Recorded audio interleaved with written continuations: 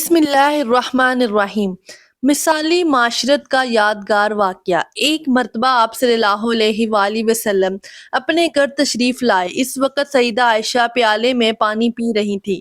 آپ علیہ السلام نے دور سے فرمایا، حمیرہ، میرے لیے بھی کچھ پانی بچا دینا۔ ان کا نام تو عائشہ تھا، لیکن نبی کریم صلی اللہ علیہ وآلہ وسلم ان کو محبت کی وجہ سے حمیرہ فرماتے تھے۔ اس حدیث مبارکہ سے پتہ چلتا ہے کہ ہر خاوند کو چاہیے کہ وہ اپنی بیوی کا محبت میں کوئی ایسا نام رکھے جو اسے بھی پسند ہو اور اسے بھی پسند ہو۔ ایسا نام محبت کی علامت ہوتا ہے، اور جب اس نام سے بندہ اپنی بیوی کو پکارتا ہے تو بیوی کرب محسوس کرتی ہے، یہ سنت ہے۔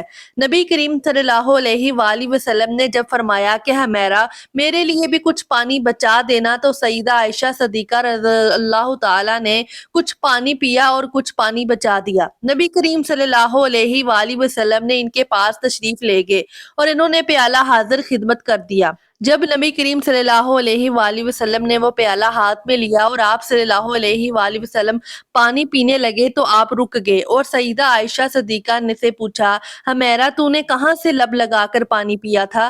کس جگہ سے منہ لگا کر پانی پیا تھا؟ انہوں نے نشاندہی کی کہ میں نے یہاں سے پانی پیا تھا۔ حدیث پاک میں آیا ہے کہ نبی کریم صلی اللہ علیہ وآلہ وسلم نے پیالے کے رخ کو پھیرا اور اپنے مبارک لب اسی جگہ پر لگا کر پانی نوش فرمایا۔